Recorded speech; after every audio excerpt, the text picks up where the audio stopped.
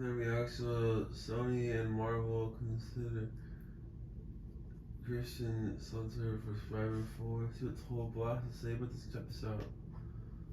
What's happening, everybody? Hello and welcome back to Total Blast, where we discuss about everything Marvel and the MCU. Rumor has it that Christian Slater is being considered for the role in a highly anticipated Spider-Man 4 film, according to Insider Report. While in another casting news, although not recent, it did cause quite a stir a few years back, as it has been a subject of internet memes for years. And I'm referring to the topic of Terrence Howard's replacement by Don Cheadle as James Rhodes in Iron Man. But Don Cheadle has finally come out to set the record straight on the long-debated topic in a recent interview. But before we get into all the fun stuff, guys, we'll be giving out a brand new PlayStation 5 on this channel to one lucky subscriber. More on how to win at the end of this video. And if this is your first time, please subscribe and enable the post notification so you don't miss out on subsequent videos. Starting with the rumored casting of Christian Slater in Spider-Man 4. Christian Slater might play a villain now. Even though Tom Holland and the rest of the cast and the crew have not yet been confirmed for the participation, Spider-Man 4 is still moving forward, according to veteran Sony producer Tom Rothman. It's great that the movie has been confirmed, but would like to hear some casting news, which we have until now not heard anything. But we can reveal that Christian Slater is being considered for a role in Spider-Man 4, according to Giant Freaking Robot. So, as said earlier, Christian Slater might play a prominent villain who hasn't yet made a live-action film debut in Spider-Man 4, although we are unaware exactly of what part it will play. One of the most dangerous villains, Scorpion, is the member of the Sinister Six, but has not yet been presented. Scorpion stands out in this setting, even though we have already met Venom, Dr. Octopus, Shocker, Sandman, Mysterio, and Vulture. And granted that the Sinister Six gang comes in a ton of different forms, any number of villains could get together in the future. But now that Kraven the Hunter has a standalone film, the crew may appear in further Webhead production, although Christian Slater might simply be another one of Peter Parker's buddies in Spider-Man 4. It's very entertaining to consider potential antagonists, and fans are eager to see Hobgoblin in Spider-Man 4 as soon as possible because the speculation surrounding the character and Christian Slater will be the ideal choice. Moreover, the inclusion of Christian Slater in Spider-Man 4 may earn him the coveted position of the Hobgoblin. Roderick Kingsley was able to locate one of the Green Goblin layers and complete the formula without scrambling to the associated insanity. It will be interesting to go the positive way and eventually introduce the Hobgoblin, especially because Spider-Man No Way Home relies on the Green Goblin's lunancy once more.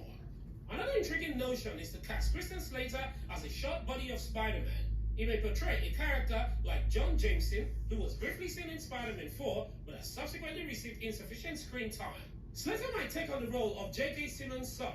Also, if John Watts were to return to helm the fourth chapter, he might go for a lesser-known Spidey antagonist. But we would also anticipate that either Scorpion or Hobgoblin will be the next choice. And that will be all on the rumored casting news for the hotly anticipated Spider-Man 4 film. And in other news, Don Cheadle finally set the record straight after years of being accused of stealing the role of James Rhodes from Howard Terrence. And now, the topic of Terrence Howard's replacement by Don Cheadle as James Don Rhodes Rhodey, aka War Machine in the Marvel Cinematic Universe, after 2008 Iron Man introduced the character, has been the subject of internet jokes for years. Proof of how long-standing the issue comes in a recent moment when Cheadle was asked by GQ whether he had an Aunt Viv Howard for the role, in reference to the replacement of Aunt Viv in Will Smith's series, The Fresh Prince of Bel-Air.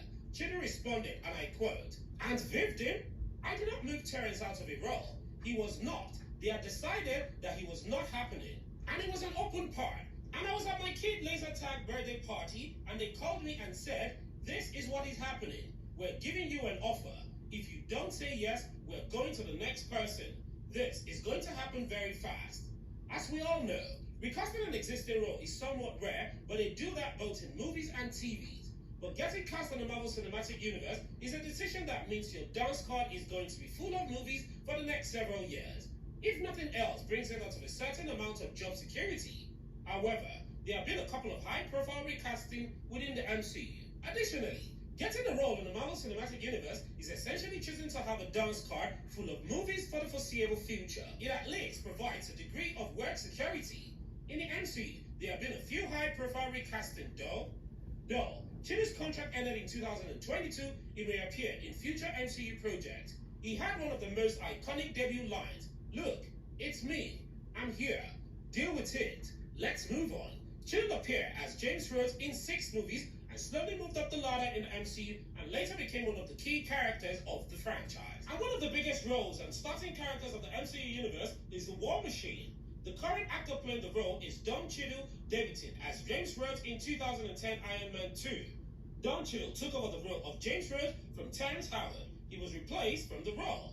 But in terms of replacing the actor who had no idea what they were being replaced, Don Cheadle explains that the decision for Terrence Howard and Marvel Studios to part ways had already been made, and it was the only way that he got a call offering the role to him.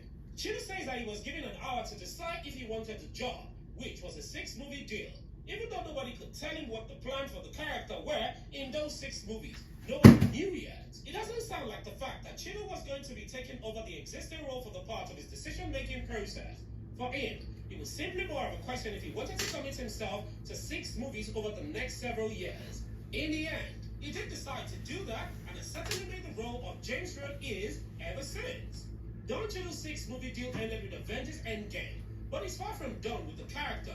He'll be appearing on Disney Plus in the Marvel Secret Invasion series, and Cheadle's own planned Disney Plus series Armor Wars has gone through some major changes and will now be a featured film instead. Certainly, the decision to take over the Marvel role and become War Machine has resulted in Don Cheadle being kept busy. And the fact that he continues to do even more Marvel work seems to show that he quite likes it. For him, the fact that Terrence Howard and Marvel parted company has paid off in a big way. The Iron Patriot was introduced into the MCU scenario because of Iron Man and due to his advanced warfare equipment, which the government eyed. It also brought Terrence Howard's James Rhodes, which was short-lived, as he was replaced on the scene after the first Iron Man movie in 2008 and was replaced by Don Cheadle in 2010 sequel Iron Man 2. Regarding the shape Don Cheadle's own Armor War plot will take in the MCU, there have been conflicting rumors in the past. The project, which was originally envisioned for a 6 Disney Plus series project, appeared to have undergone several changes of direction in recent months and will likely now be realized as a theatrical film release. Although not much has been heard about when this will be released as part of the Marvel Cinematic Universe, Cheadle has previously stated that the movie will undoubtedly stay faithful to his inspiration. If you're familiar with the lore and have read the comic books, you're aware that the plot of the series revolves around Rhodey attempting to recover Tony Stark's technology from the hands of the villain who have it. As Marvel does, it also has a chance to take the mythology and turn it a little bit on its head and come up with a new way to tell the story. Armor Wars is expected to be released in late 2024 or 2025 in the most likely time. And back to our giveaway. Guys, we'll be giving out a brand new PlayStation 5 on this channel once we hit a milestone of 1,000 subscribers. And all you have to do to win is watch our videos, subscribe, turn on post notification, like and comment. And one lucky subscriber will be chosen from the comment section to win our brand new PlayStation 5. Also, want to say thank you to everyone who has supported us this far. We're truly appreciated. What are your thoughts on this video? What villain do you see Christian Slater playing in SpiderMan 4? And between Don Cheadle and Terrence Howard, who do you think aced the Rhodey role best? Please, don't forget to like this video and share your thoughts and opinions in the comment section below. Subscribe and turn on the post notification so you don't miss out on any of our latest Marvel news. Thank you so much for watching, and as always, I hope to see you in the next one.